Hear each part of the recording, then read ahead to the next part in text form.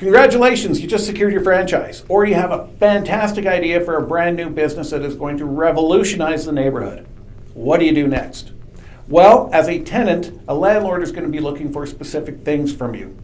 I'm Craig Hummel with RE/MAX Excellence and the Commercial Realty Professionals team, and that is what we're going to talk about today.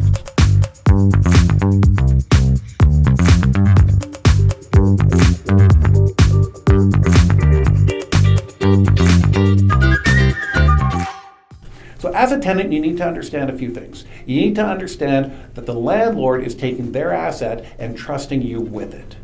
So what does that mean? Yes, you're going to pay them money to utilize their asset, but they're going to have certain obligations to you and you're going to have certain obligations to them.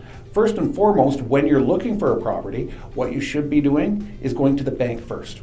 Get a pre-approval in place, not only for the cost of the lease, but for any potential build-out costs. And the landlord will also want to know if you're a franchise and what your franchise agreement would cover as far as financial obligations to the franchise.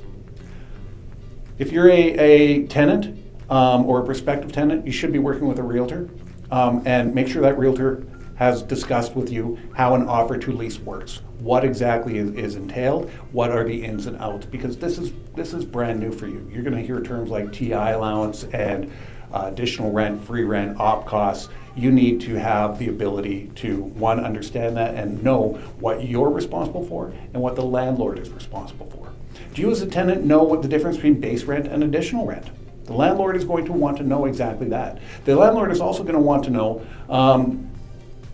are you asking for a TI allowance and possible free rent during your lease period? Now, what a TI allowance is, the landlord is basically giving you their asset. You are improving it by adding washrooms or walls or flooring, and the landlord will sometimes pay you a portion of what your improvements cost.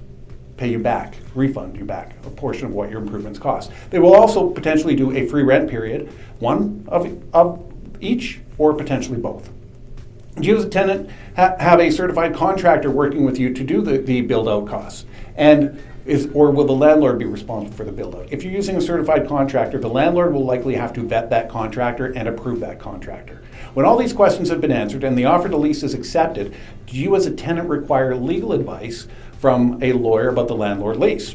Now, if you're working with a commercial realty professional, they typically have in their stable lawyers that they can refer you to, contractors that they can refer you to, architects that they can refer you to, and walk you through the permitting process with different towns and villages and cities, as well as safety regulations and that sort of thing.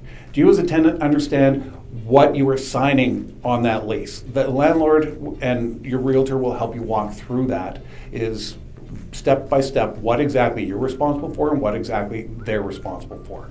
And then after the lease is executed, meaning once you've taken possession, during the build-out phase, what is the procedure there? The landlord will probably want to be involved in that and okay it as it goes along. Will the tenant understand the noise policy in the building and how to deal with permits and schedules and during that build-out cost? And not only during the build-out cost, but during the actual operation of your business as well. You have to maintain the noise policy for the other tenants in the complex typically. Do you know where to put your garbage? Do you know what a final occupancy permit is and when the TI allowance will be paid out? Do you know that when the TI allowance is paid out, you have to sign an affidavit? These are all things that a landlord will require a tenant to have some sort of knowledge with. And if you're working with a realtor, that is probably the best first step that you can have, is understanding that a realtor's job is basically to act like a Sherpa and guide you up the mountain and bring with them the appropriate partners, the lawyers, the builders, the architect, or needs and best interest first and foremost. I'm Craig Hummel with RE/MAX Excellence. Thank you and for watching, and if you have any questions, feel free to give me a call.